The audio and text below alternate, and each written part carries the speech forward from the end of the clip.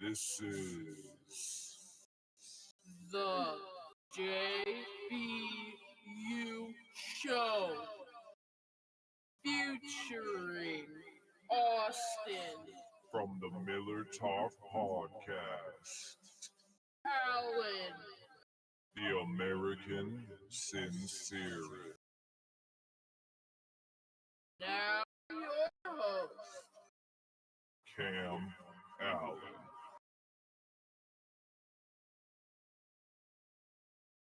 Hey, chop it down, nigga. In the street, better pick up a fine nigga. Chuck your bitch, you don't know that's a line, nigga. Fool just spinning these here like fine niggas. Fuck you, nigga. Pick a cycle down with him. Oh, yeah. Be put out, we never collide with him. Chucky and Jim Fango, I'm Bunny Klein, nigga. Boy, you a bitch. I can read my eyes, nigga. Chucky and Point always ride with his fat with him. Really call me push up, I'm glide with him. Bitch, you can leave, got hoes on fire with him. Personally and shit, got my man spinning. Michael Drake got hit in his mind with a search for souls outside trying to find niggas. Click your pull for me, that's your mind, nigga.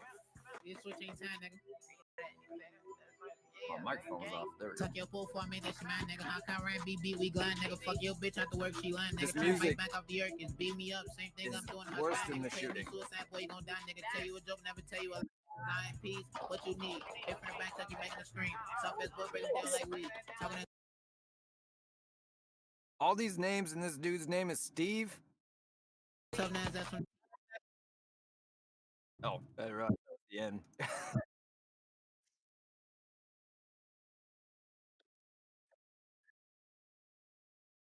If you don't fuck with Steve, I mean, so how's it going, everybody? My name is Chris. This is the JBU Show. We'll catch up here in a second. Joined by, of course, Austin from the Miller Talk Podcast, millertalk.substack.com. How you doing, Austin? And we have a special guest today, which I will hand it over to you, Austin, to tell us all about that. And then we got to talk about this video.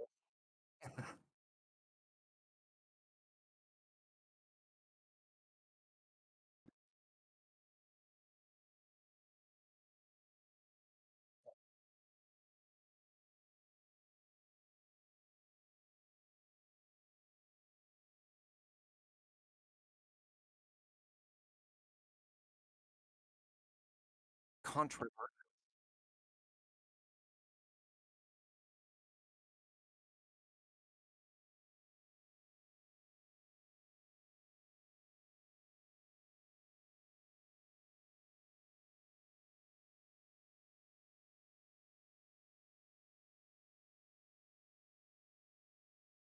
What exactly is that we're talking about?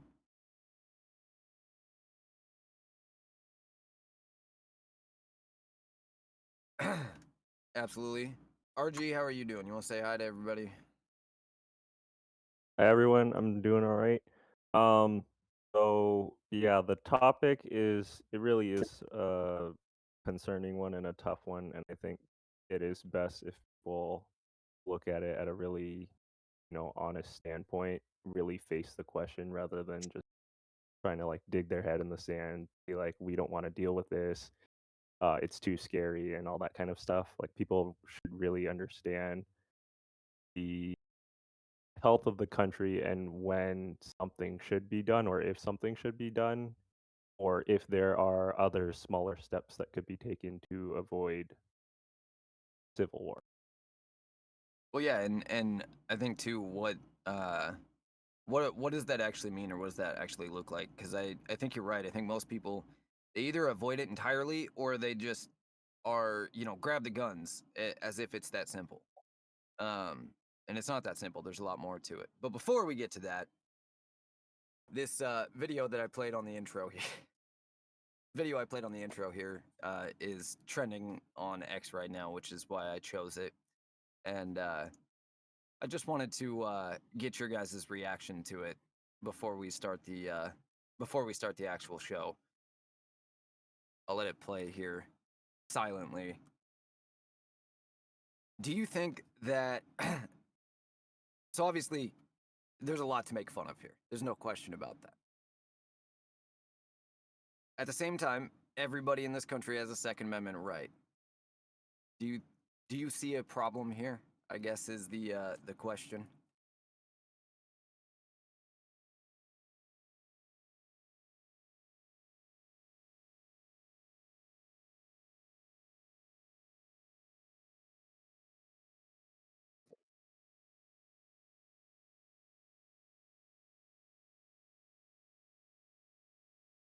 It's definitely pointless. No doubt about that.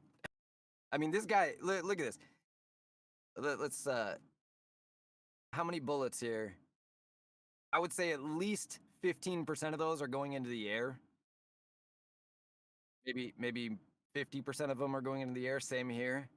I mean, their their backdrop is pretty far in the distance and pretty high. I would think it's okay, but I Yeah, I don't mean, know. I'm not Hard to tell particularly from the worried. video.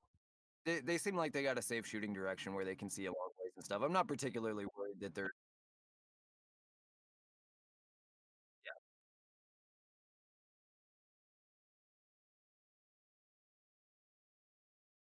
there's no question this And at guy. least they're all like running out like one at a time. Like they're not all Yeah, shooting that's next true. to each other. And This guy definitely seems I to think know it what he's doing the most, but that's still a far cry. props for kneeling on dirt in sports though. Yeah, Which and one? most of them don't. There was some comments saying all of them do, but most of them don't flag the camera guy. A lot of them, The I don't fuck know is why, that? like this guy. I don't know why he's holding it above his head while he's shooting, but whatever. Um, but yeah, I I mean, think just one of the things that worries me the most is probably just like, their flip flops. All yeah, this they're guy's being wearing a little, shoes, but most of them are freaking flip flops. His pants are, I don't know. I would think it's like a tripping hazard. they're just being too cavalier, right? They're screwing around, not certainly not training or practicing in any sort of serious way, let alone aiming. Um, but I don't care. I mean, you want to screw around and waste your money, that's your business. If you want to put yourself in danger because you're an idiot, that's your business. As long as you're not putting other people in danger, which I don't think they are. This, you know, they seem to be in a safe place to be shooting like they are. Um, but I don't like don't get me wrong, it's the internet. I have no problem mocking them. They deserve to be mocked some, and I think that ridicule has a place in society, and it helps people correct idiotic behavior. At the same time, shouldn't we be encouraging them to be responsible and effective gun owners rather than just acting like anybody that doesn't know what they're doing wrong just isn't capable of learning? I think that's the thing that annoys me about videos like this when they go viral, but maybe I'm nitpicking. Anyway, I mean, unless like you go on their page and then see like all of their content is like that, hmm then like that's a that good might point. be a pattern. But if like some of their like if this is just literally like the point of the video is just look at us, we're having fun. Yeah, Look how stupid we are while we're training, then like I think that's a big difference in context. And even if of their entire page was all just shits and giggles fun videos of them messing around with guns, like that might not necessarily say anything about their real life. It's like, do they actually train and stuff? That might be totally different. That their page is just for fun. sure. Yeah, absolutely. And again, whether or not they're good is their problem. They still have a right to own guns for nothing other than screwing around like idiots if that's what they want to do, as long as they're not putting other people in danger when they do it. So I don't see the problem here. A lot of people in the comments want to act like they fucking know everything about everything. But Everyone wants to be SEAL Team 6 and a professor.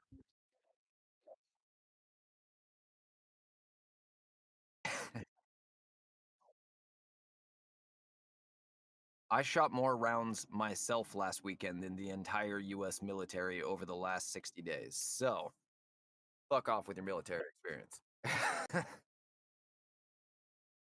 My buddy, who is a Marine, or a former Marine, and former co-host of this show, the entire time, and he was deployed twice. The entire time he was in the Marines, I think he said that he fired less than 500 rounds total. And outside of the specific training before those deployments, it was like less than 100 rounds total.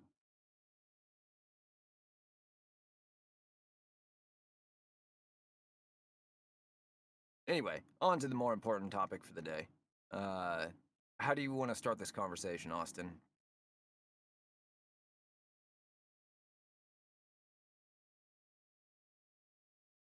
That's a good idea. Why don't we do that? Let's have everybody say where they're at on it first.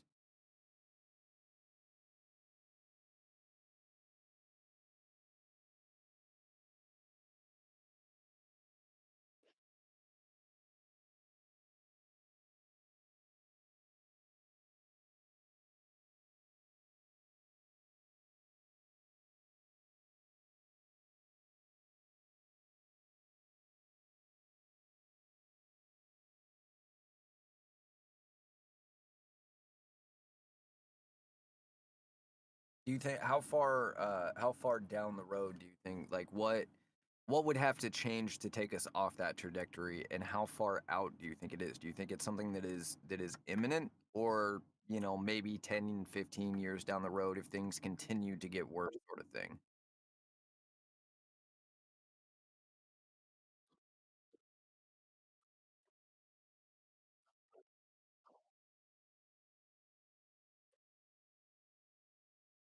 Okay. And what could take us off this trajectory? What do you think uh, would be a catalyst to take us off this trajectory? I know it's hard to kind of narrow one thing, but if there's something, if there is something you can point to, what is it? I would say, All right, well then let's go to RG. Where are you on this? And if you want to answer that question, go ahead. oh, sorry, my wife and dog came in the room. Oh, it's all good.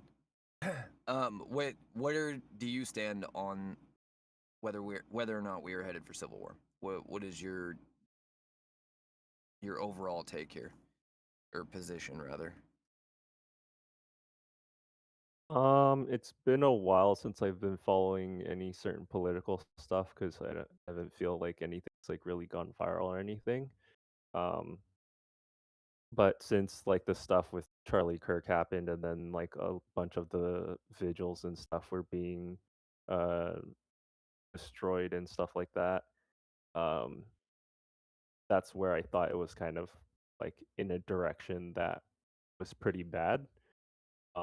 I mean, you already had situations where like we had the conservative President Trump being targeted for assassination attempts, um, Many targeted assassination attempts. to try and get him arrested, even if the particular claims were true. They didn't really come at him until he was president. So it's even if you can say the reasons are legitimate, that it's still used as a form of like a political bludgeon kind of thing to attack the political opponents, Right. um, rather than trying to get him while he's like a regular businessman or whatever. Um, so I think a lot of those things, and it's not just like the actual actions themselves; it's also like the words that they like. Particularly, I feel like more on the left side is calling people Nazis, fascists, all this kind of stuff. That kind of rhetoric is pretty dangerous. It really is like throwing oil everywhere to try to light a fire. Um, That's an that interesting look would at it. really need to stop. Um, and I think a lot of our political, um, I guess our political discourse in general, the way we have debates and everything, needs to stop being a um, are you for or against particular issues, and rather what and it needs to be more framed as what are the most important issues and what would you do about them, like actually plan wise. um, which I guess there are some talks about that in a little bit in the for and against type of stuff, but it needs to be more like what are the priorities of the country rather than just because really right now it is designed to be divisive. It's like you're either for or against, you're either on one side or this other side, rather than we're trying to do the thing that's the best for America. And what are those things? Yeah, I think that's a good point. Um, and we'll talk about a little bit what that looks like too. It sounds like we're all pretty close to the same place here. I agree that, we're not imminently towards civil war. I agree also that during the last election, we definitely felt closer than ever, and I think that we were at times on the brink of civil unrest. Um, Pretty serious and violent, potentially violent civil unrest. Not necessarily full out civil war, but we were certainly closer than ever, at least in my lifetime, and probably since the Civil War. Although I don't know. I mean, when you look back at Kennedy being shot, MLK being shot, civil rights movement, there was, it's not as if things have always been calm either. Um, there is a lot of strife in a free country, and kind of necessarily so. Um, I do think we could certainly get there again, uh, but I think that uh, Donald Trump winning, I think, kind of has cooled the situation down a little bit for now, which seems counterintuitive, but maybe we'll get into that a little later. I think the next question that is important is determining: do you believe? We'll start with you, Austin. That there is a reason for civil war. Do you think that it would be necessary in order to bring us back to your ideal America?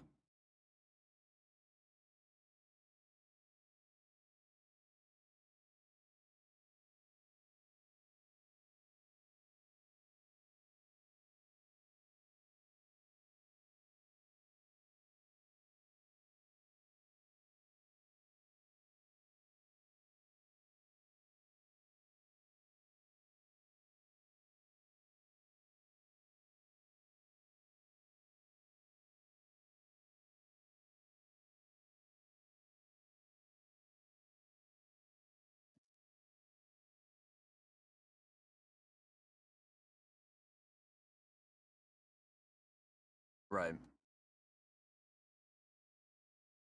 Okay, RG, what about you? Do you think that there is potential benefit to having a civil war? Do you think that it is I,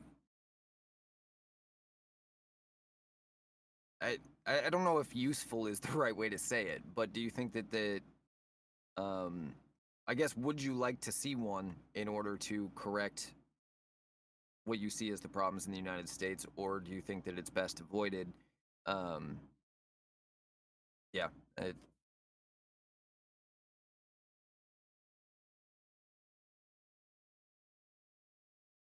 It's not necessarily that I would like to see it because no one likes war realistically, right? Um, it's not something that people ought to take lightly. Um, I certainly don't. Um, I see it more as like necessity, sort of like how the founders talked about it, where war or rebellion is sort of like a medicine to political issues, especially ones that are long running and pretty much going in the same direction constantly. And I don't think that it's something really that ought to be left alone. Uh, I don't agree with Austin on this one. Is that it should just be left alone for as long as possible, because then at that point, like if you refuse to take the medicine because you think it'll just go away on its own, or like that there's something else that would be done would fix it, is I feel a little too idealistic or um, I don't know another word for it, but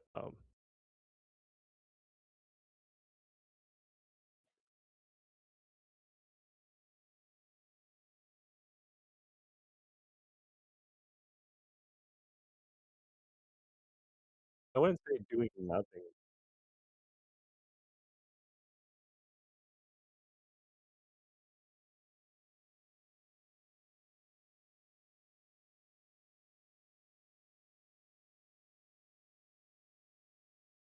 That's a fair analogy, but it's just like you also can't just like leave the cancer in there forever if that's where you want to go with this and say like the problem in society is some sort of like cancer, like it's that bad.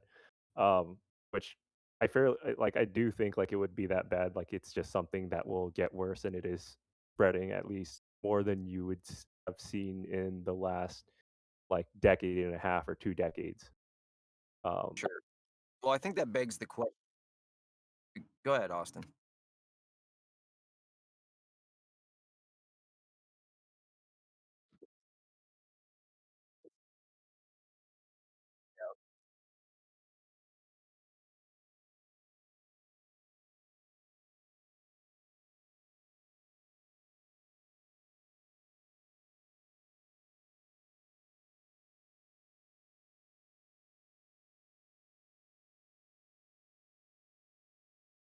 Then it's worse.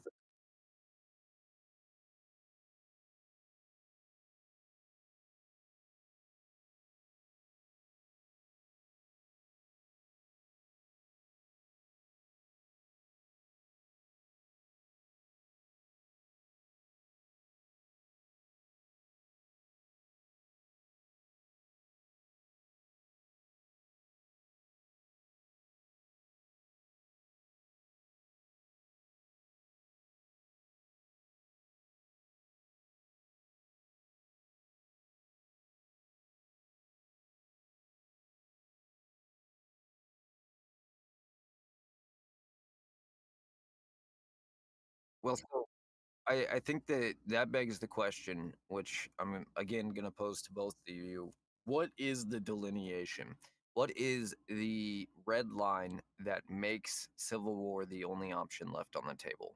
What do you see as that red line? RG, we'll let you go first on this one. so this is kind of like a hard personal question that everyone I think needs to like tackle because it really is like you're talking about like if you would go into war, right? Like that's everyone has their own personal reason why they would go into war, like what they think is the Well, line sure. in the sand for them. Just personally for Um, you, what principally makes civil war the only option left on the table for the country?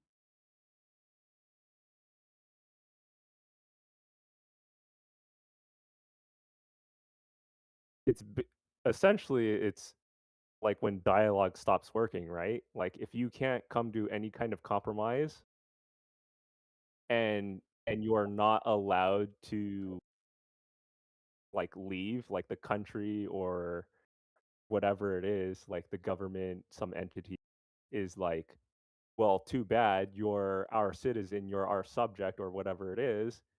Right. Like you can't just go be by yourself and do what you want to do. You can't just be sovereign.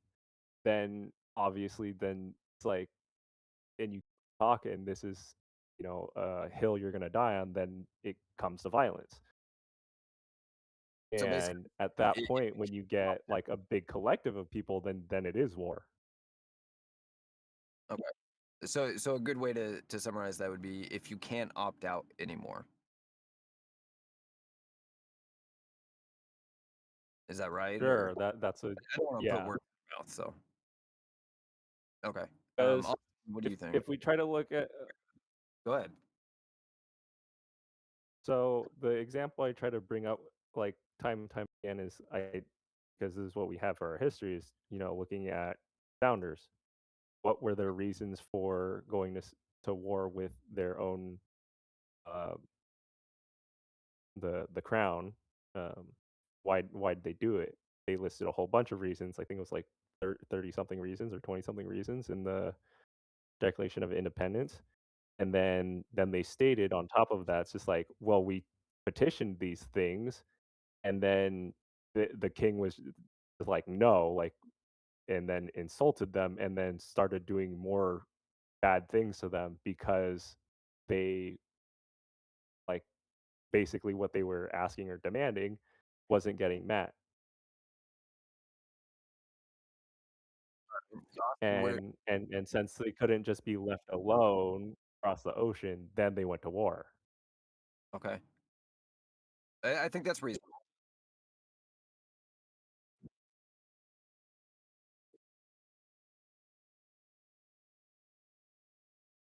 for it. Yeah.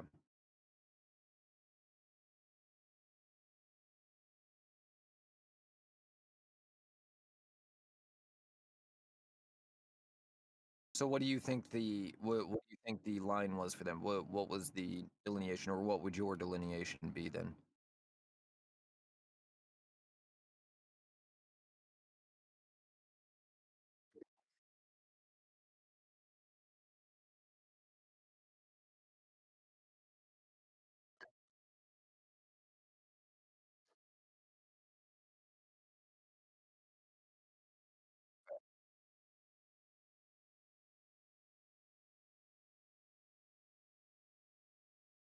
Okay. So you think troops in the street essentially, if a rule is attempted to be enforced uh, by military power, that would be your line? Okay. Um, I'm going to share mine real quick. I think that the the biggest thing that the founders did um, was they used every means available to them. And I think that the responsibility that they bestowed to us was, I mean, the system to maintain the system of government we have. And I think that as long as there is avenues for recourse, as long as there is avenues for legal recourse, we have an obligation to utilize them uh, to exhaust them completely. I think that for me, the line is when there is absolutely no uh, other option, basically. And so, you know, in the case of the founders, the British marching in with troops to start seizing towns, well, you pretty much have no other option at that point. I think declaring independence was the second to last option, right? We're going to declare independence. We're going to say you no longer have a rule over us. It's probably not going to work, but we don't know what else to do. We've tried everything we can to argue with you. The founders tried over and over and over again to express their loyalty to Great Britain and to beg for uh, I don't know what the right word is, but to beg for remediation, I guess, from the king of their grievances. And even after Americans were killed, I've mentioned this a lot lately, but uh, they sent the olive branch petition 5 years after innocent Americans were killed at the Boston Massacre. The Tea Party was 3 years after innocent Americans were killed. The Continental Congress 4 years after. And it wasn't until 7 full years after, or well, 6.5, 7 years after, with the Declaration of Independence. They tried to exhaust every means available to them, every peaceful means. I shouldn't, legal is not even the right word. They tried to exhaust every peaceful means available to them first.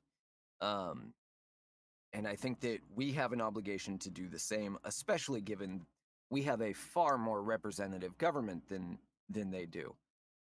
Now, that's not to say that there aren't shortcuts to war. You know, if somebody brings war to you, you don't have much choice but to fight and defend yourself or not.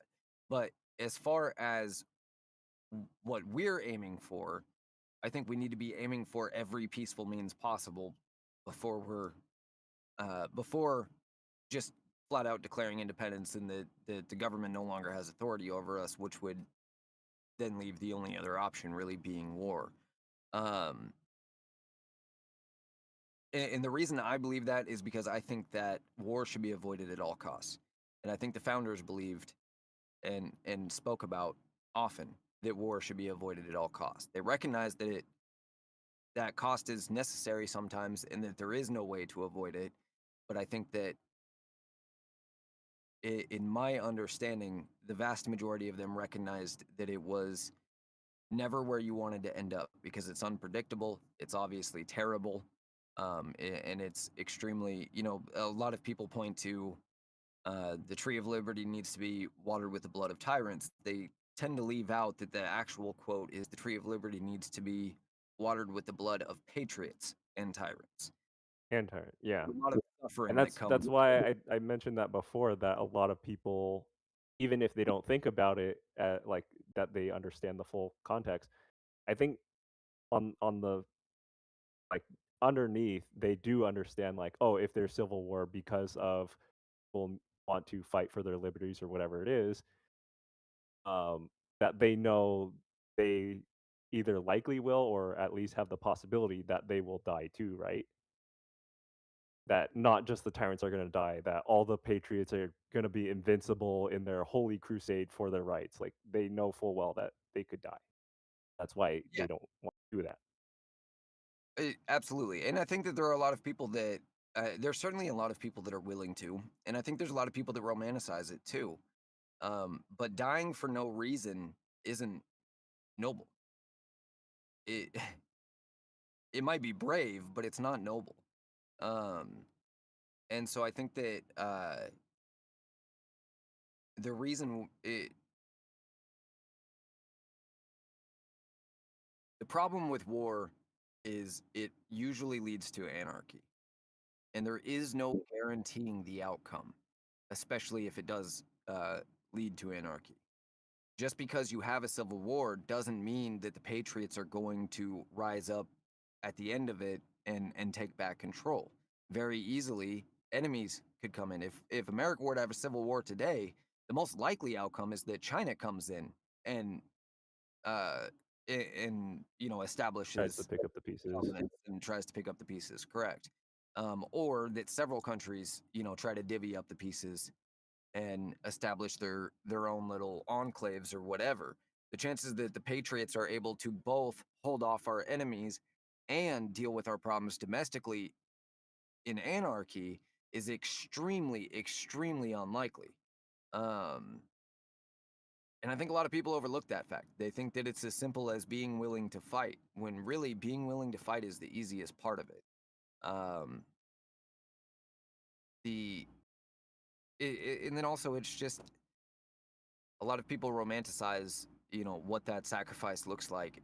There is nothing good that comes from it. It's all just loss and suffering. And I think that a lot of people, and I'm not necessarily saying either of you two, but I think that a lot of people, like I said, they romanticize it and they think that it's just a noble sacrifice, and of course, people die and things like that, uh, but it's a noble death, and that's just not always the case. It's in fact pretty much never the case. What happened with the founders is an incredibly unlikely scenario. That's why it's so incredible. That's why what we have is worth defending in the first place. It's why what we have is so unique in the world in all of recorded history, because it was the least likely thing to happen, not the most. The fact that you had a group of people that not only were willing to fight for the independence of others, not themselves, everybody's willing to fight for their own independence, but the independence of others. And then once they won that fight and had all of the power, they willingly gave it all up. The colonists wanted them to be kings. They refused. The chances that you'll ever have that again in a single group of people in a single time at the right place at the right time is incredibly slim.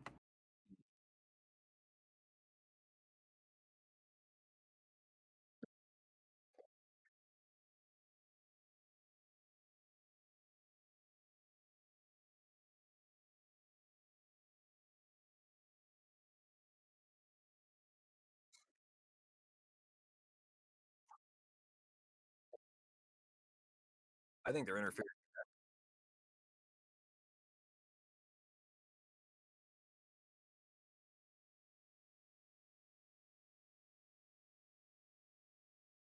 No, absolutely. Um,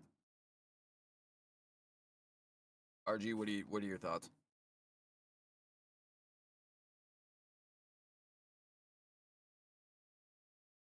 I will say that although, like, just like you said, it's really unlikely that, that people would try to reestablish something resembling what America used to be when the founders made it is pretty low. Well, something that benefits everybody, period. Whatever it is, the fact that you'd have a group of people that are willing to sacrifice all of the power they just obtained for the good of everybody else, I think is incredibly low.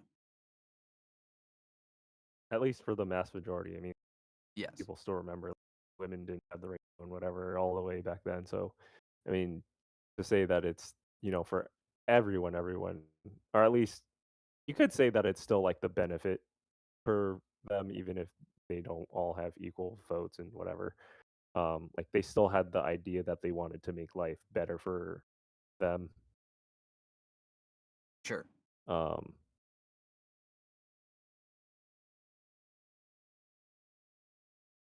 but I'm just curious as what people think is kind of like, I guess, is now the current state of America with political violence, elections being, and by both sides, by the way, like both parties have claimed that the elections were rigged for like the last 2 decades. Yeah. I'm wondering if people really believe that that is something that's, I guess, you just kind of sit around on it, and most people don't even discuss it. Like they might see it on the media and then be upset for a bit, and then they go back to their daily lives. I think people And are upset about it, but I don't think they know what to do about it. And I think that that's definitely, where we should take this conversation is what we think can be done besides civil war here. Because I think we all agree, right, that it's. well, Go ahead, go ahead. so here's one of the things that I think people don't give enough credit to the American general population is that they are a group of people who, as far as I can tell, they go out, maybe not kind of like formal petitions with letters and stuff like that very often to their supposed legal representatives and other political representatives, but they do rally a lot in the streets, and they Yeah, do petition that way, like verbally. yeah, And a lot of that is staged too. A lot of what we actually see is staged.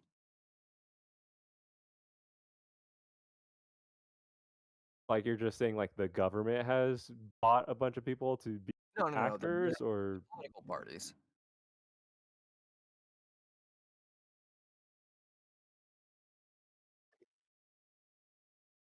Yeah, I think it's political parties and I think it's private actors, billionaires, millionaires that they want to see a particular outcome, and so they are willing to pay money in order to push political narrative. Which maybe what they're hoping for is war in Iran, and maybe that means supporting a protest on Black Lives Matter. Here at this particular minute, they don't necessarily directly correlate.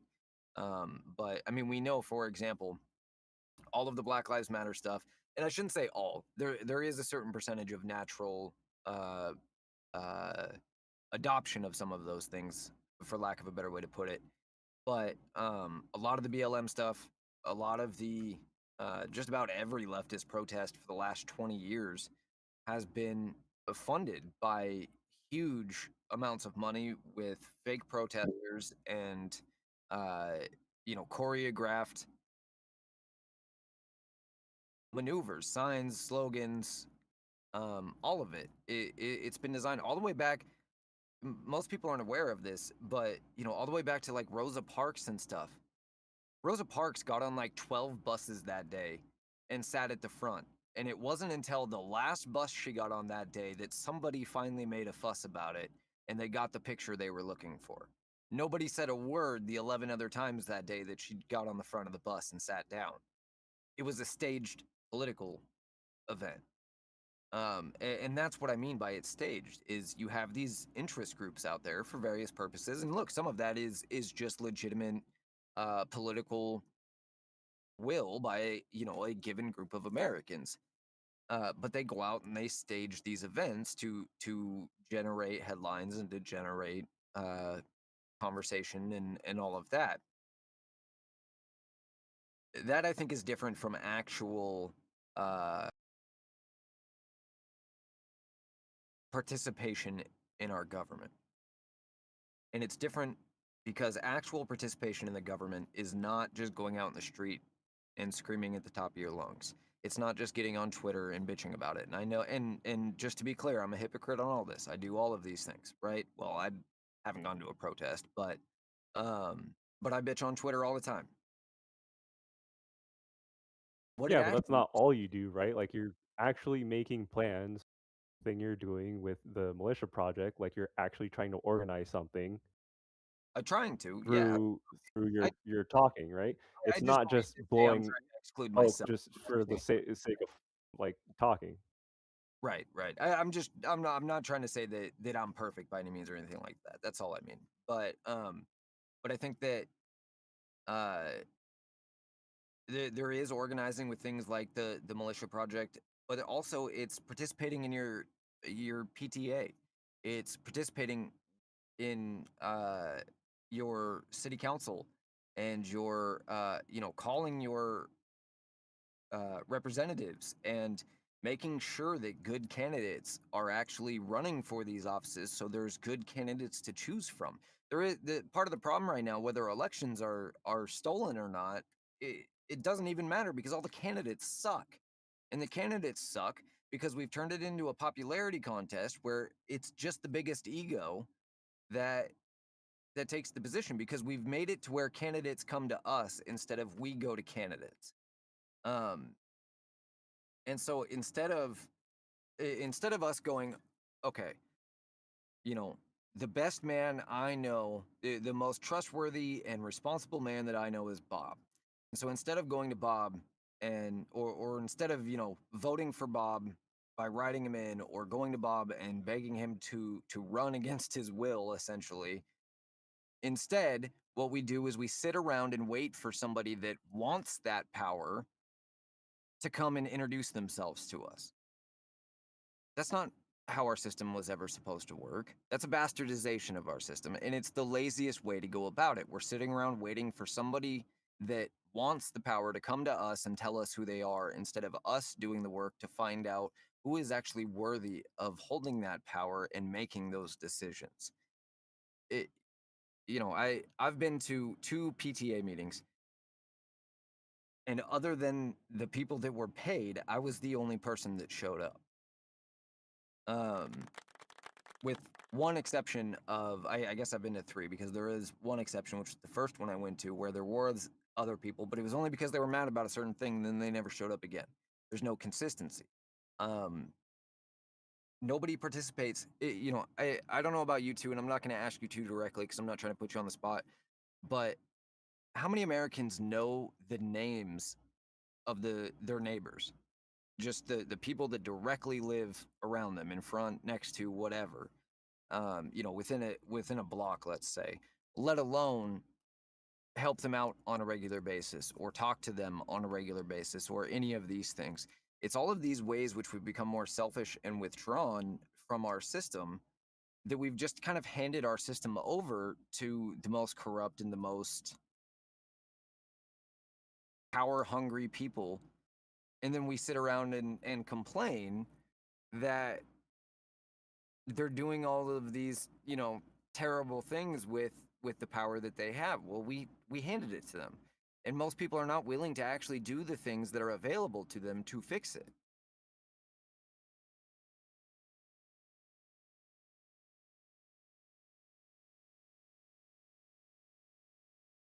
I would I'm say not the sure if the knowing your neighbor thing is part of it. I mean, that does help a bit. Although, like in the grand scheme of thing, I don't think I think that's that's more important really than the most helpful anything thing. you could possibly do is to know your neighbors and to be friends with them and to help them to be a good neighbor to them. I think that at its core, that's what allows a free society to exist. Because in order to have a free society, you have to have a small government. You have to be you have to have individualism. You have to be self-reliant. And no human can be perfectly self-reliant. You need your neighbors, and your neighbors need you.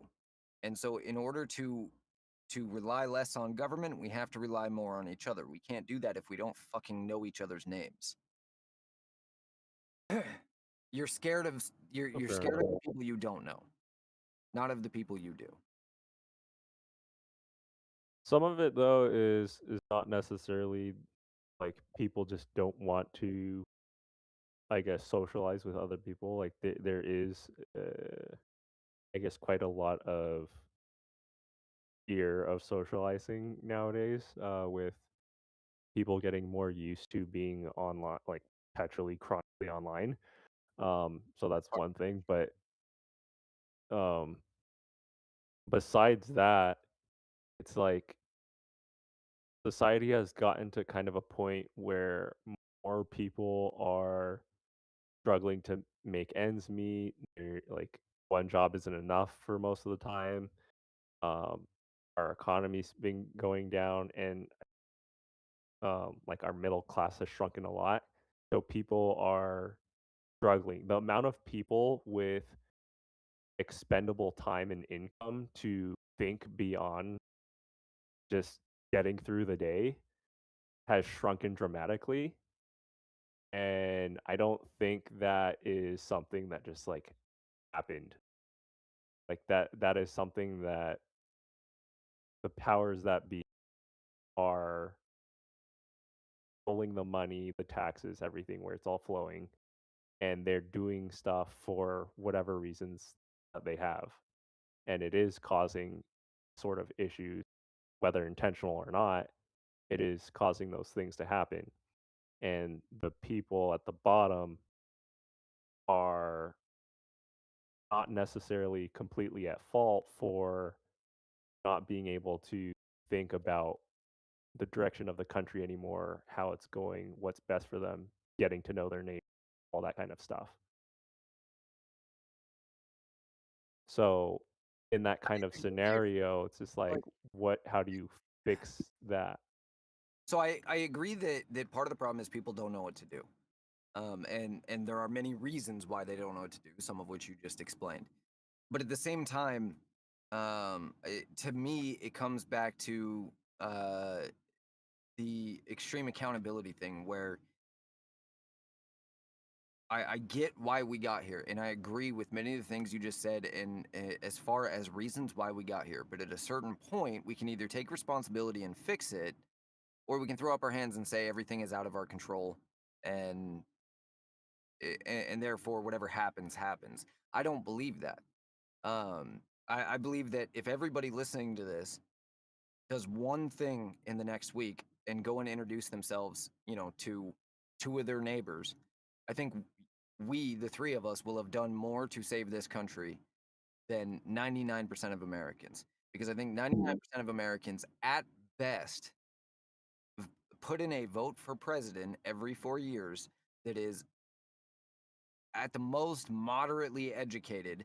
Most likely they're just picking based on party rather than actual platform and promises. Let alone knowing what the person's actual voting history is and whether they actually do what they say they do.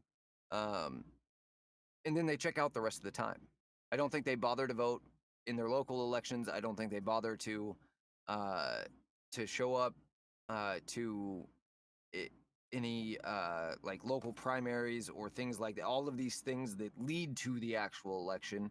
I don't think they pay it. I don't think they read the bills or the laws that they vote on. I don't think that um, they have any idea who any of the candidates are down ballot. Again, I'm talking about the average American, not every last person. There are obviously people that are aware, but I think it's very few and far between the people that actually are.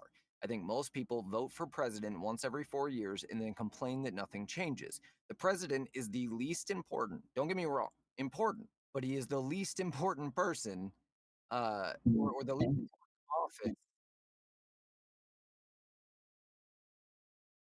Well, that's kind of what I was getting to. It is the least it is the least important office in your day-to-day life is what I was going to say. He is by far the single most important individual person, but all these other offices and candidates matter far more, especially at your city and state level. Eh, how many people know the people on their city council by name? How many people know who their representative is or the representatives are in their state house, whatever, every state's a little different, but um how many people know who their local district judges are and whether or not how what their judicial philosophy is, whether that aligns with what you believe or not. How many people even know do you vote for a judge or are they appointed? How many people even know the answer to that question? um and I know both you and you, Austin, I know both of you know most of these answers better than the average American, but you guys are very few and far between. And I think that we are far better served encouraging patriots to be better Americans and be better men, period, than we are wasting our time talking about theoretical or hypotheticals in the future regarding civil war and whatever the left is doing or whatever the opposition, whoever it is on whatever we're talking about, is doing.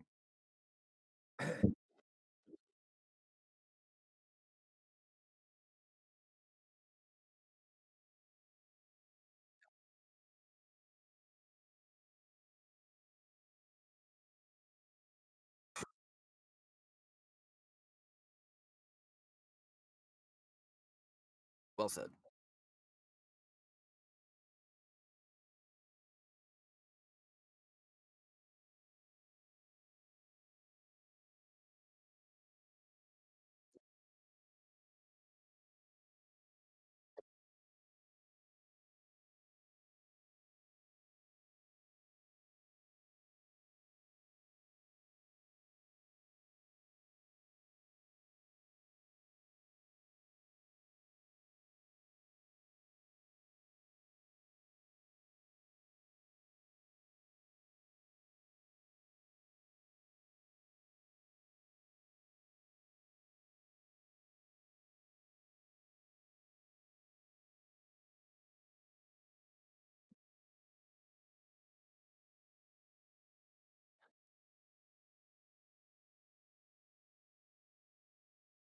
Yeah, I mean,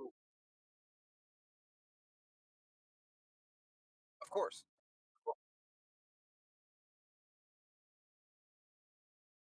Yeah, I mean, part of the reason so many conservatives are so concerned what happens with Social Security is because they've become reliant on it. First of all, it was never meant to be relied on in the first place. It was never meant to be your sole retirement. It was meant to be a supplement. It was meant to help you, uh, have that little bit extra to be uh, comfortable rather than uncomfortable in your retirement. Also, it's a Ponzi scheme. It was designed as a Ponzi scheme.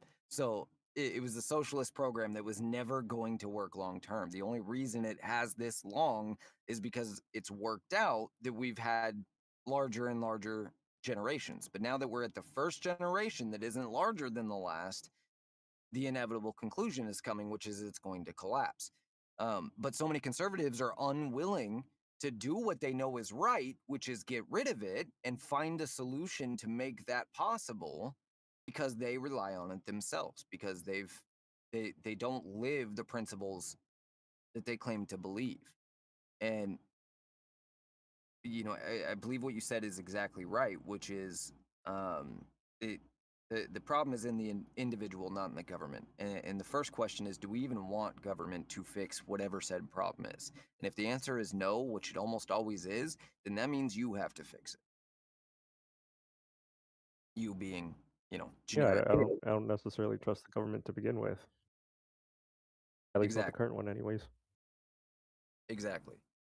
Um, and I think that part of that is being ready for a civil war or civil disturbance or whatever, being prepared uh, for any outcome, and then working every day to make sure that it never happens.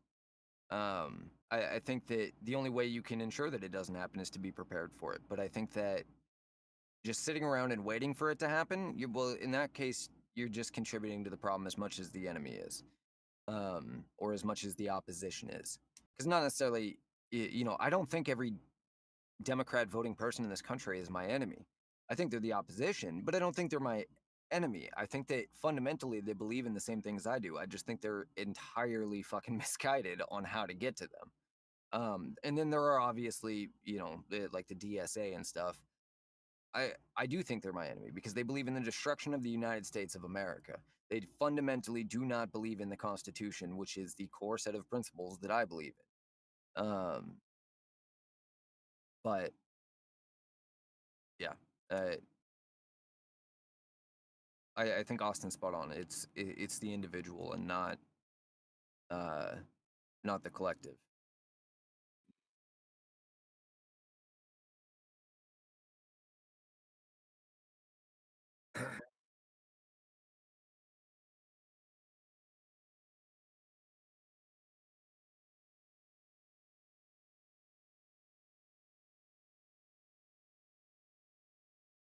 Yeah, and we are all individually fighting. What has made us the strongest military in the world is not the fact we are the wealthiest nation. We are the wealthiest nation because of the same thing that makes us the strongest military, which is the fact we are all individually choosing to defend what we have because we believe in it. We're not conscripts. We're not people that are forced to because our leader told us to. We're not people that are fighting for the king.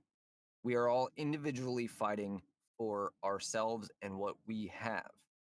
And at the same time, it's not that we're not fighting for everybody else in America. We're fighting for them to have the same thing we have. The point is, it's an individual choice to fight because we know what we have is better than literally anything else that's existed thus far in human history. That wasn't the most elegant explanation, but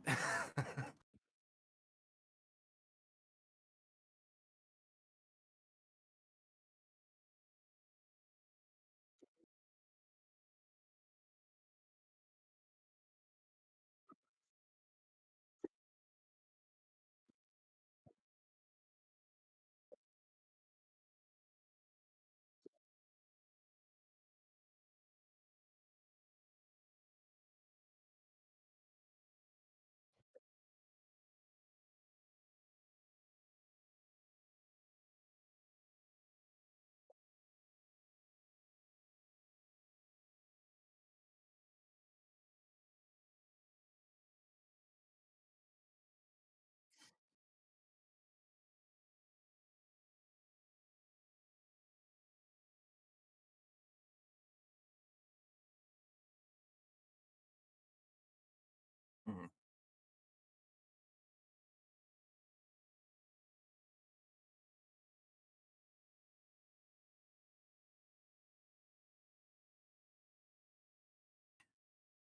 It's actually deeper than that. What the media does is extremely clever because there's plenty of polls you can see. I don't have the exact numbers offhand, so I won't give exact numbers, but it breaks down pretty simply.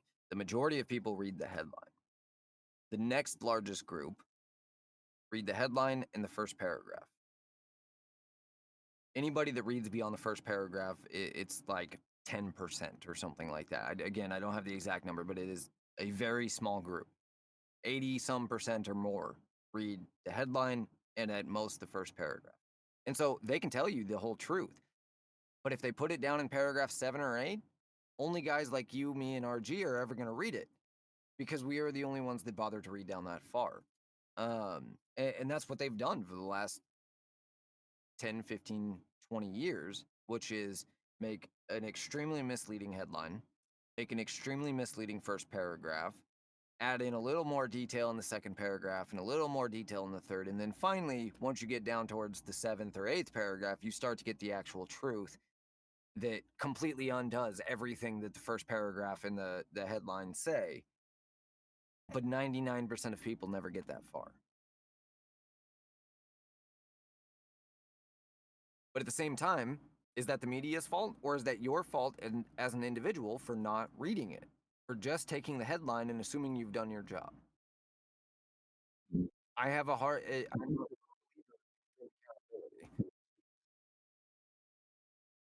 Exactly.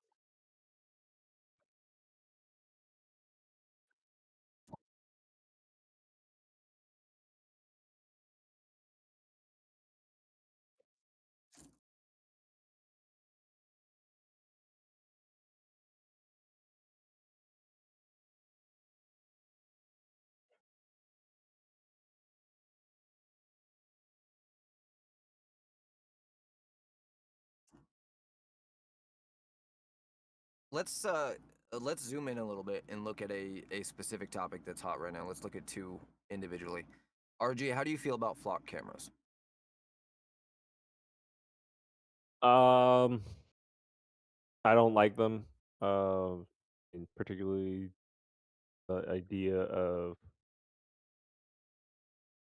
the government or even a private corporate interest really spying on people, like in public areas, rather than just like, oh, it's in your grocery store and they're just making sure you're not stealing from the grocery store.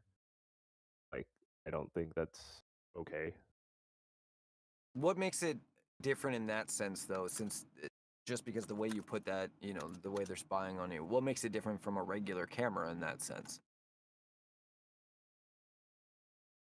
A regular, security camera or CCTV camera. Like, if you're talking about like traffic cameras that check for your license plate to see if you're speeding or something like that.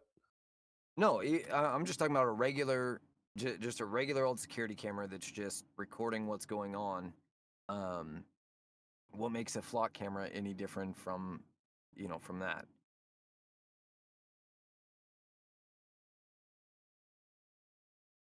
I guess it's like where the data is going to, like where they're taking the footage, who it's going to, and like what the intended purpose of it is for.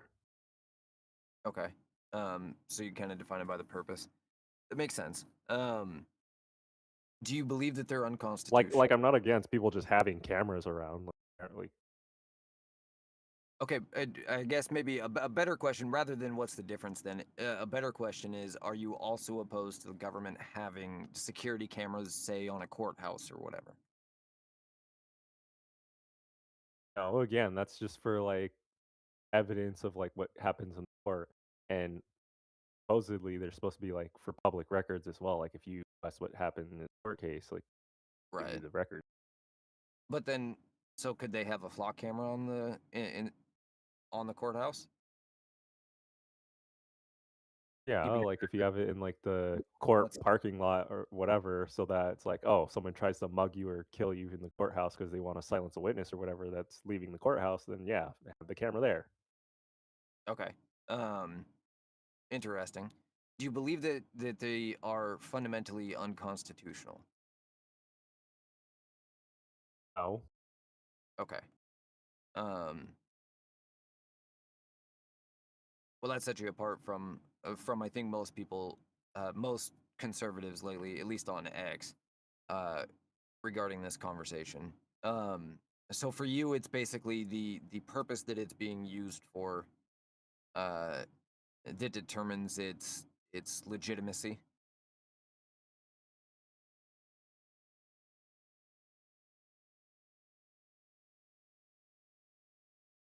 Or maybe appropriateness is the better word.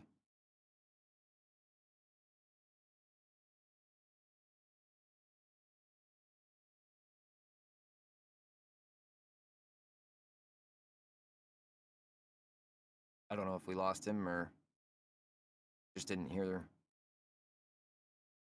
In the meantime, Austin, so how do you? still here, Oh, okay, Austin. Austin, how do you feel about him? Because I know you're different than I am on this, and then RG too.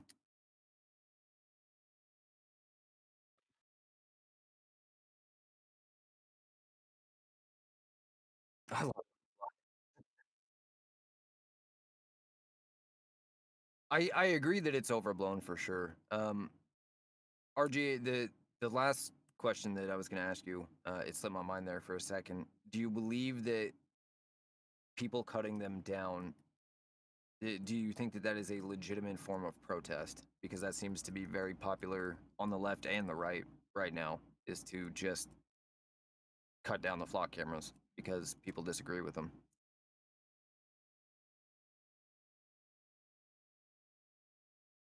Um,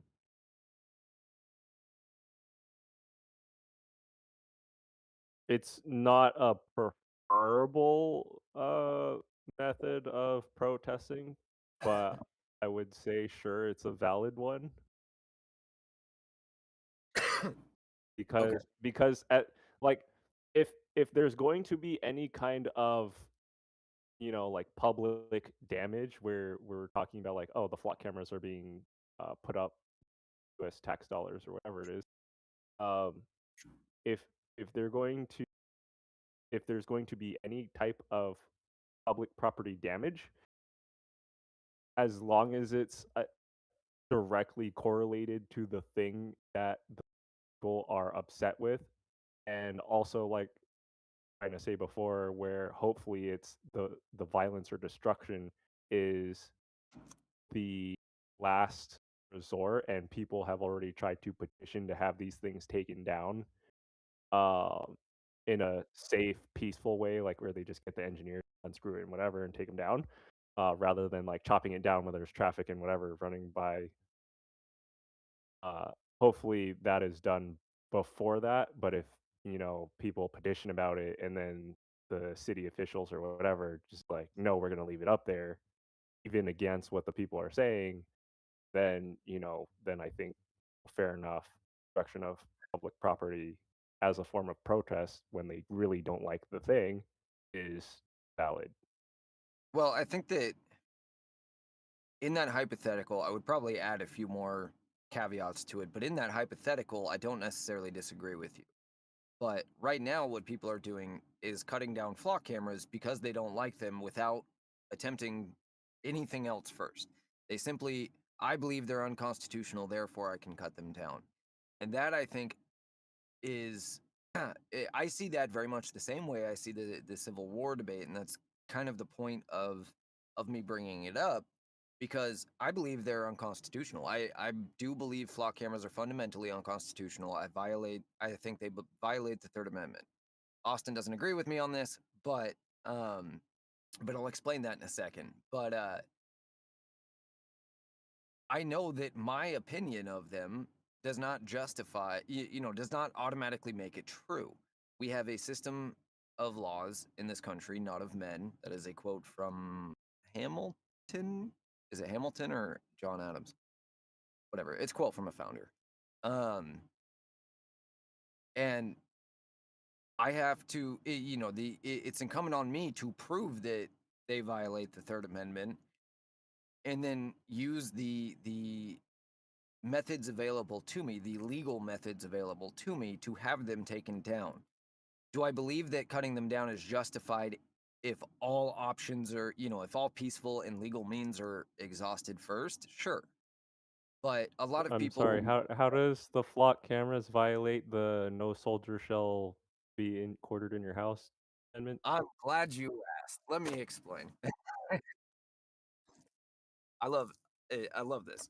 Um, the reason it does, and I know it seems like it has no connection at all, but the Third Amendment, I think, is the worst amendment that the founders wrote, in the sense that they the Second Amendment was very direct and very black and white.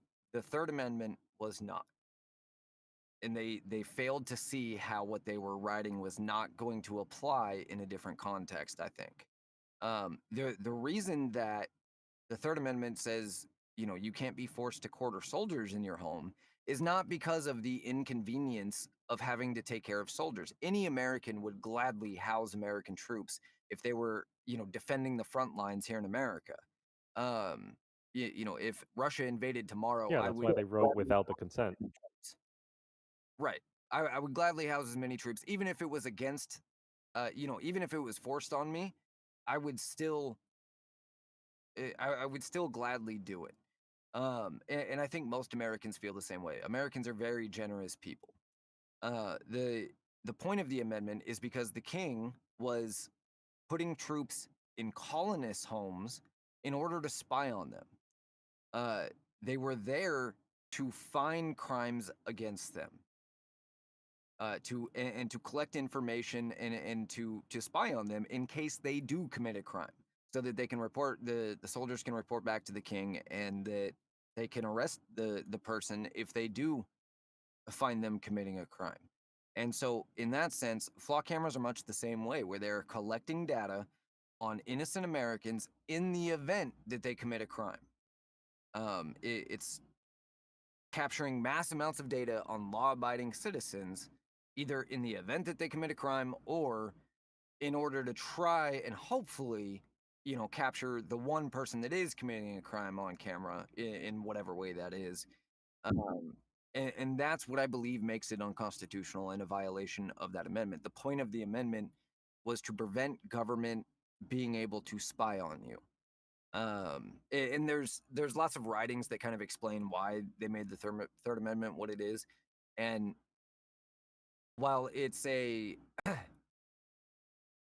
while it seems like a stretch because most people aren't aware of the whole point of the quartering soldiers thing these days, like I said, I think I think it was a poorly worded amendment, and I think that there is ample evidence to suggest that, or to prove rather, that the actual intent was about government spying on individuals uh, who should be presumed innocent and aren't doing anything wrong in order to find crimes on them. And I see flock cameras as the same thing.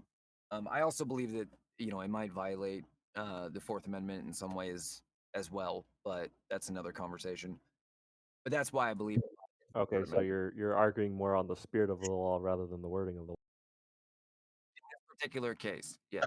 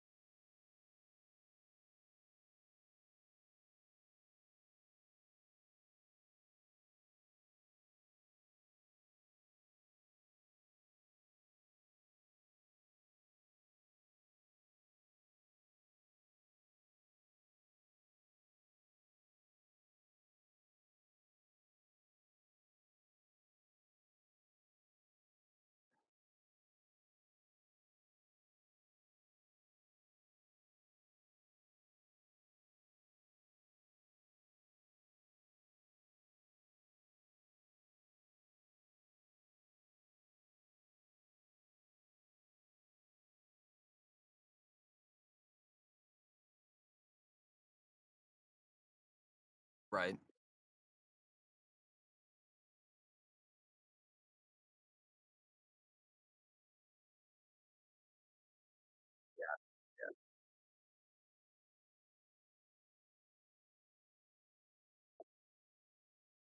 I don't think.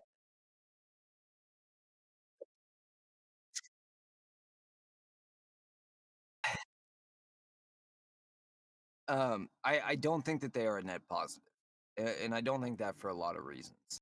I could agree that they could be constitutional. While I believe they violate the Third Amendment, I could be talked out of that probably. Um, so again, I can agree that they might be constitutional. I don't think that there is any benefit, and I don't think that we should allow the government to have them. I shouldn't say I don't think there's any benefit. There is no doubt that they do help in solving crimes. No question about that. There's no doubt that they are extremely effective at solving certain crimes like abductions, stolen vehicles, things like that. Missing people.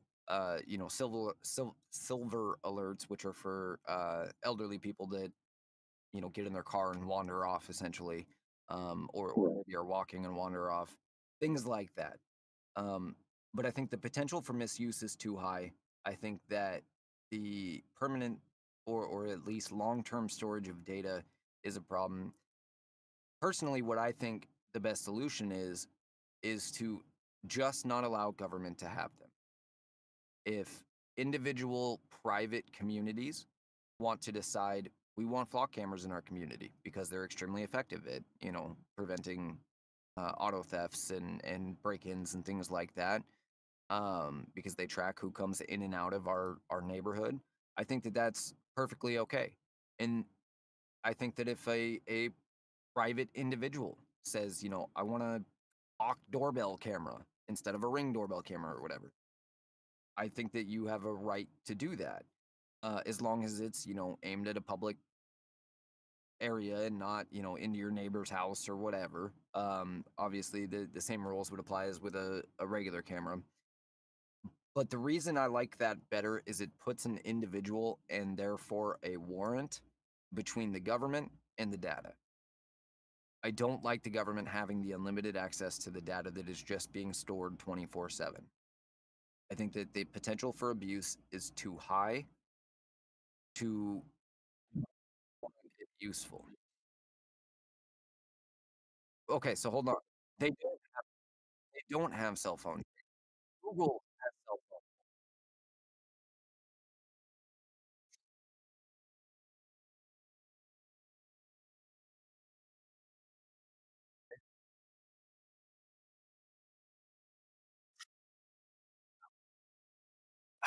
I don't. So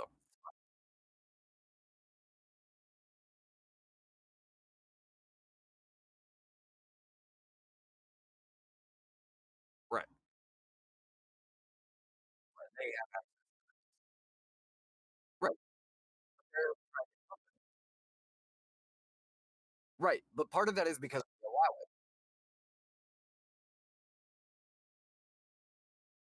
I agree, but the thing about the business having it, so the same thing. It's the same thing with cell phone data, right? The government doesn't have any cell phone data. Verizon does, Google does, Apple does. And yes, they do give it to the government all the time with little more than a request. They do actually have kind of like an established thing now where they still don't have to get a warrant most of the time, but they do have to make a formal request that shows a targeted, that they are looking for a specific individual and that this data will have a reasonable expectation of providing that individual and not, just a wide net of searching. And that's kind of happened because of various lawsuits. Um, and then if nothing else, then they can go get a warrant and get it from them.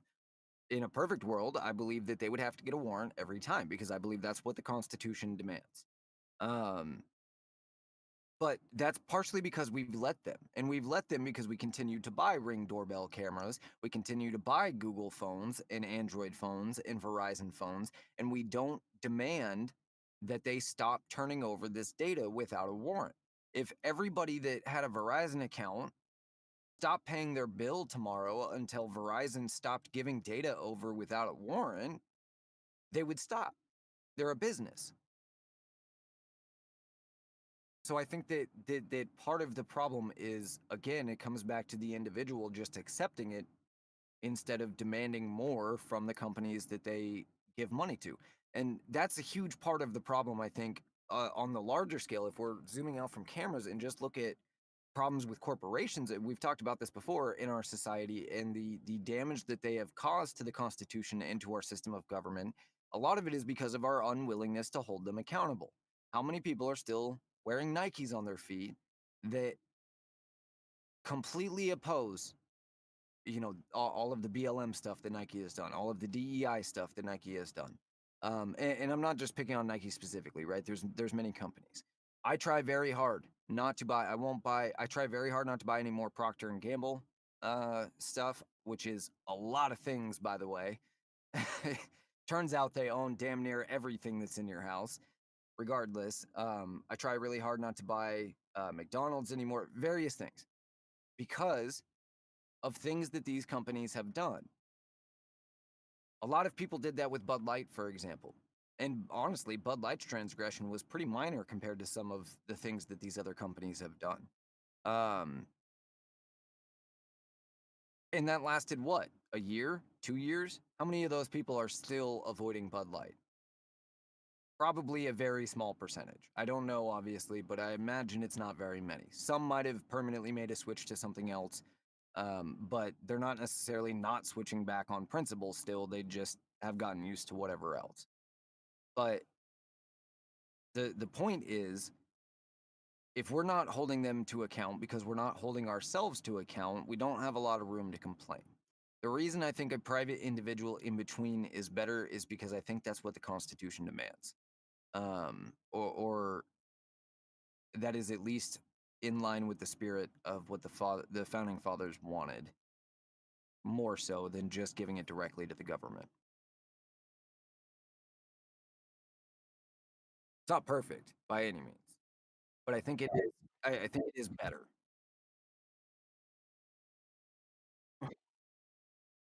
Fuck you, guy. Fair enough. I mean, whatever. Um, but I mean, look, if you give it to the government directly, what stops anybody in the government from just abusing it? Nobody is checking. Who is going to check up on them? Who is?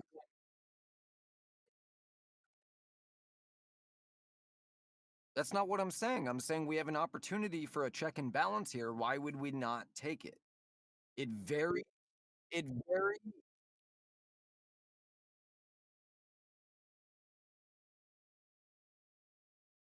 Yeah, but if the court is also the government, why are they gonna side with you? So I agree. Hold on. Slow down. I agree with what you're saying, and I agree. The court is a check and balance. What I'm saying is by adding a private person in there, you're adding another check and balance. And I think one that is a worthy trade off because you're not losing really anything as far as the effectiveness of the flock cameras, but you're gaining another check. So why not take it?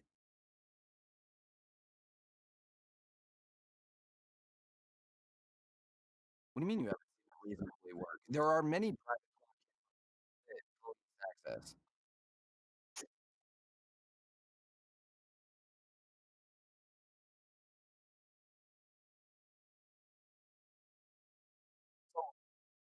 Yes, but that is separate from the cell phone thing.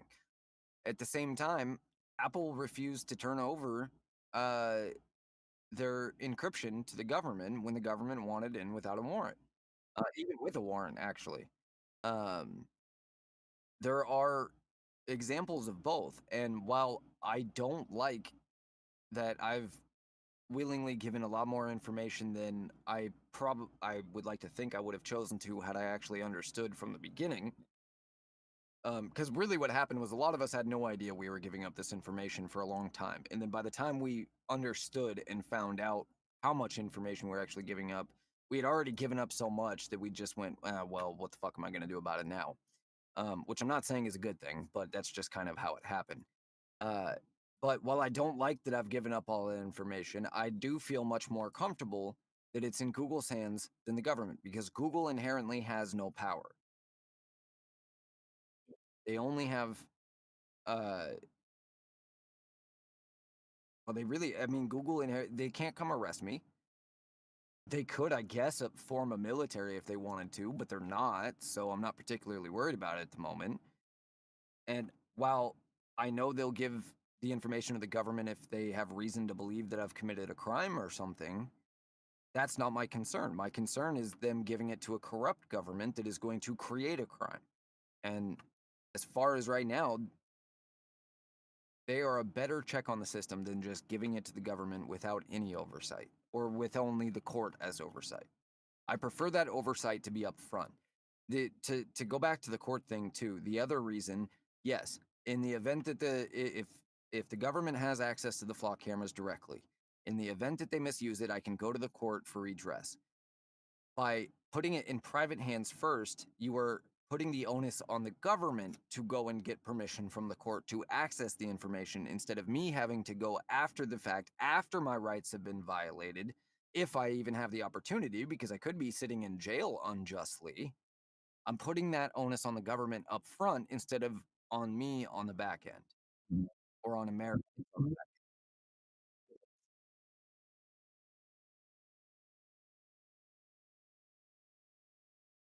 But they don't have to if they are the ones, if they are the ones that are setting them up. That's what I'm saying. By making a private person, a private entity, be the ones to have to put up the flock cameras, they must get a warrant.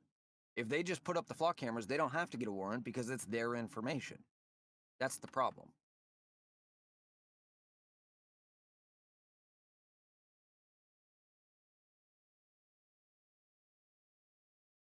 That's why there's been so many cases of police officers that have misused the databases, for example.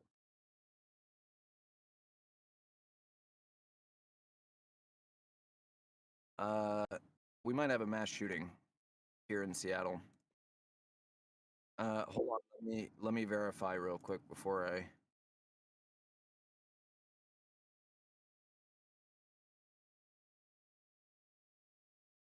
I don't even want to say where it is publicly here. Hold on, I'm gonna mute it from the show. It says it's at Bite Foods or something in Seattle. I'm looking right now to confirm.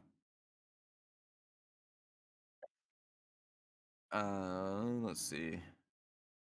26 minutes ago, reported at Seattle Center. And that is today, July 26th. Police and ambulances were responding to a shooting Sunday with multiple victims at Seattle Center, according to Seattle police. All right, 1 second here, and we're going to get into these details. Let me just update this.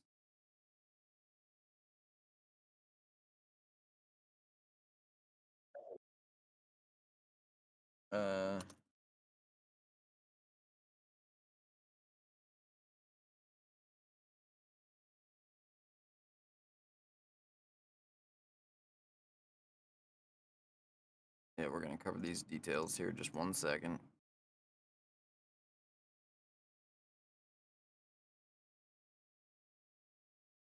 Okay. Police and ambulances were responding to a shooting Sunday with multiple victims at Seattle City Center, according to the Seattle Police Department. Multiple gunshots could be heard around 6 p.m. at the site, which was hosting the Bite of Seattle Food Festival this weekend. This is downtown Seattle. This is the main tourist attraction and location. Seattle Times reporter who was on the south side of Climate Pledge Arena. Oh God, I absolutely cannot stand that.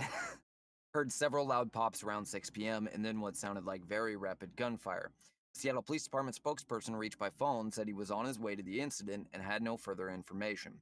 Kayla Karras, 22, was sitting outside the Armory at Bite of Seattle when people began to scream and run to get inside the Seattle Center Armory building. Everyone was just throwing stuff and running, Karras said, like everyone. Paul Skinner, 47, had just returned from grabbing drinks and for his staff at his Filipino food booth when he heard a series of pops.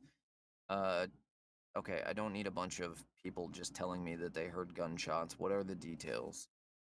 That came from the Seattle Times, which was a entirely useless report.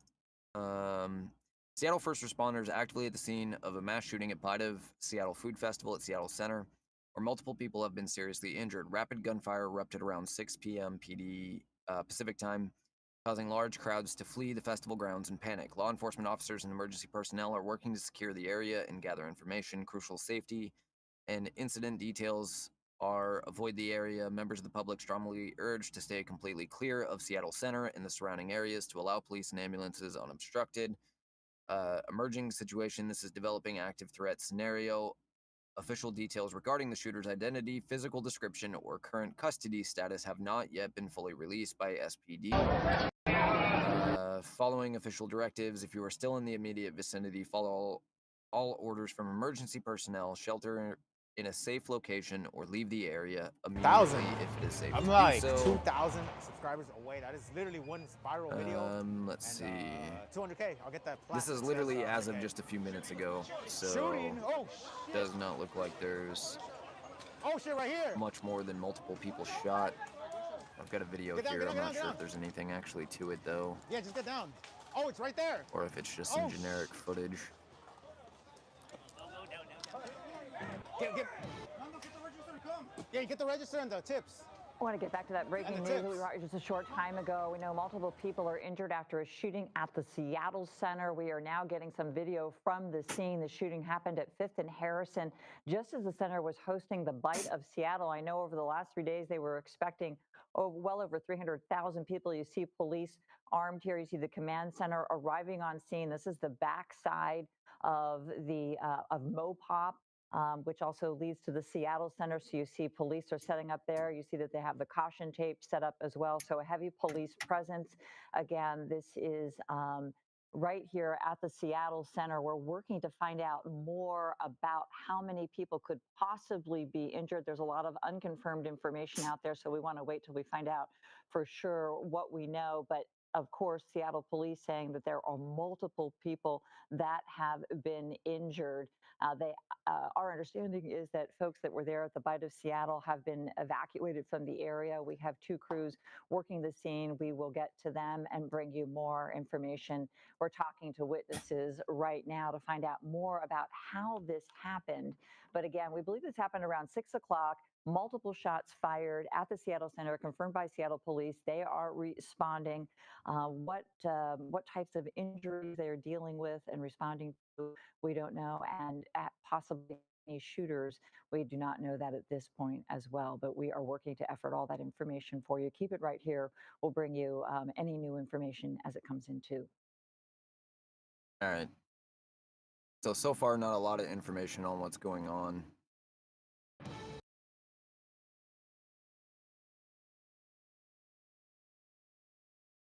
Sorry, RG, just a minute here while we try and get any information on this.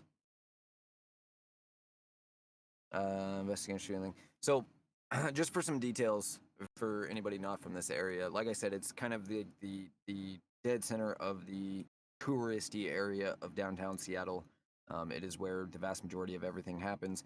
However, Seattle has a serious crime problem everywhere. There is no safe part of Seattle in the last several years because crime has been allowed to run rampant ever since the Summer of Love in 2020.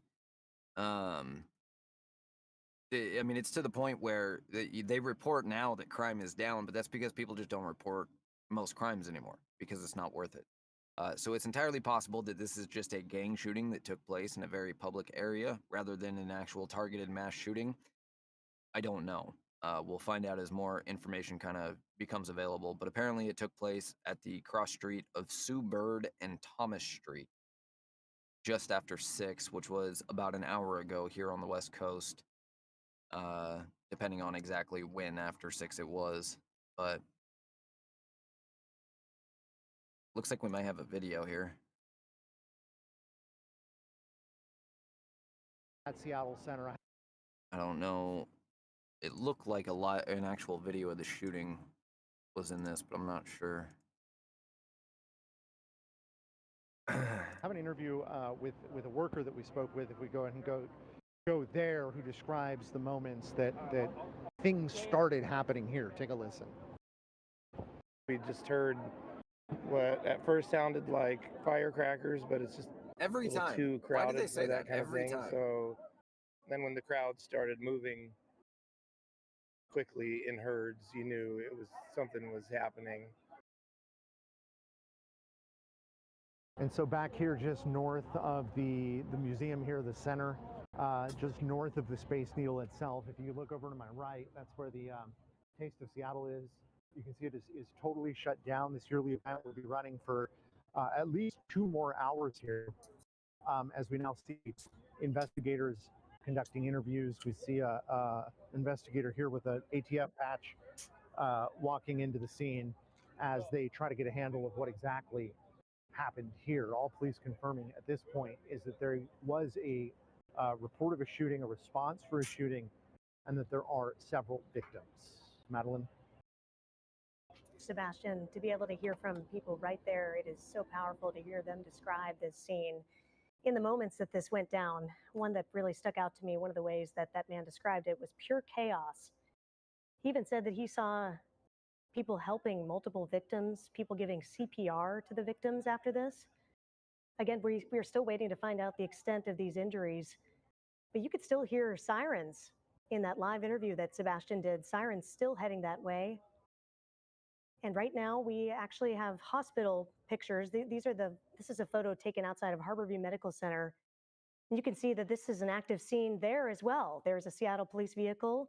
There are others in the distance, officers, it looks like, standing outside. And here's where you can really see that police presence out there.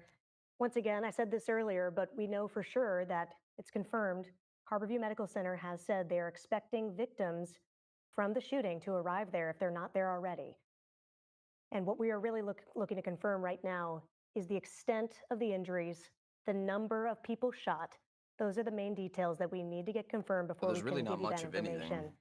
Of course, you might be seeing Seattle police are looking for two. Oh, shoot. It went to the next video. Sorry. Social media, but we just want to encourage you.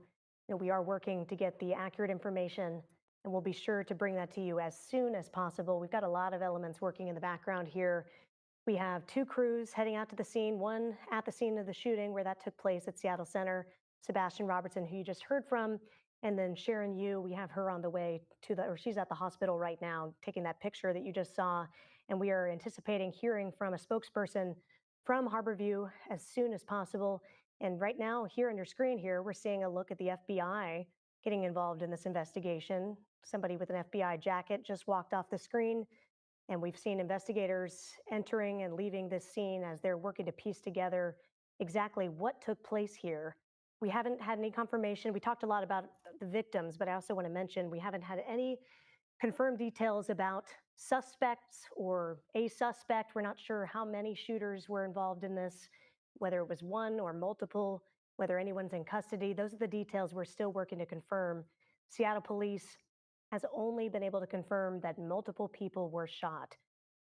And one other update that we did get, if you are in the area, is that the Seattle Center monorail is shut down for the rest of today, and it's expected to open at 7:30 tomorrow morning. So clearly they are asking people to avoid this area, don't travel here, stay away from an active scene. That is not something that you want to be a part of.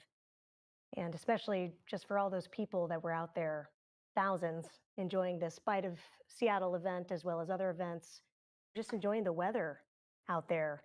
They just, Okay. All right, we will update you as soon as there is more information that is actually relevant here. Let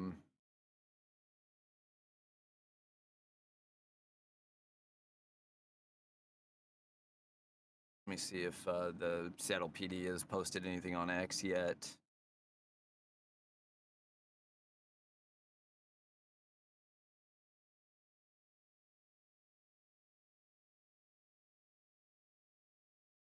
No, the only thing they've posted was 44 minutes ago that there was a shooting.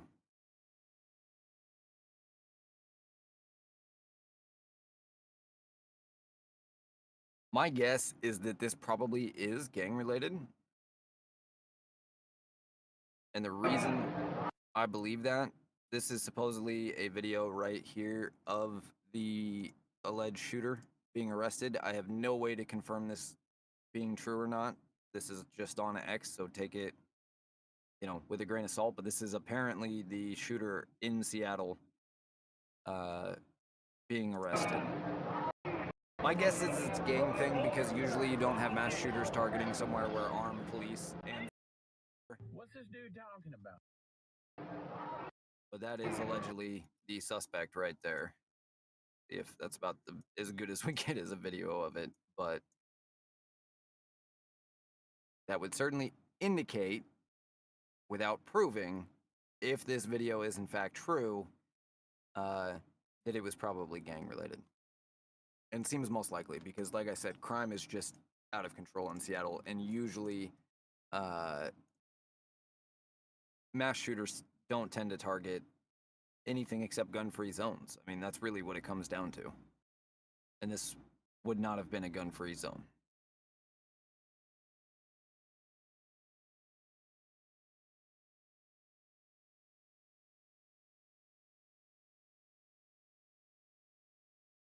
see. Hey, it's getting late. I gotta go. It's been a pleasure talking with you guys and hearing you guys out. I'm gonna go for the night. You guys have a All good right. night. Thanks for being here, RG. Appreciate it. We'll talk to you soon. All right, talk to you guys later.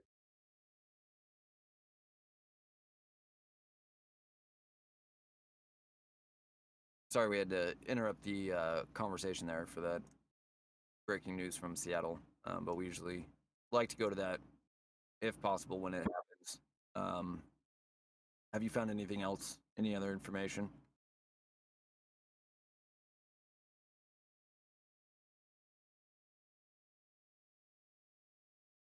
Yep, I think I'm gonna do the same, especially since we.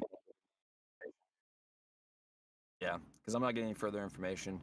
But like I said, most likely it's probably going to be a gang-related situation that took place in a populated area. At the bite of Seattle, apparently. Anyway, before we go, did you have anything else you wanted to say on the actual topic today?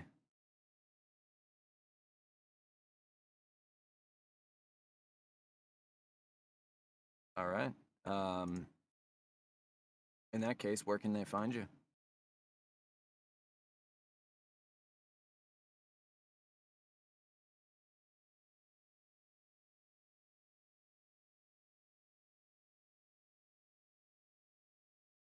All that good stuff. You can find me x.com/JBU_show, rumble.com/user/just between us. It looks like going forward, I at least will be aiming for Friday, Saturday shows.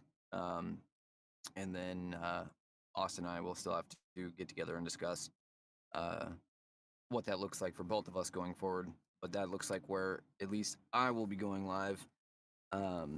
Like I said, things have kind of been in change. Show has been shadow banned for the last 2 weeks, so I haven't been on at all. So, but one way or another, we'll get it sorted out here. Yeah, I guess with that, Austin, you want to? Did you condense it yet?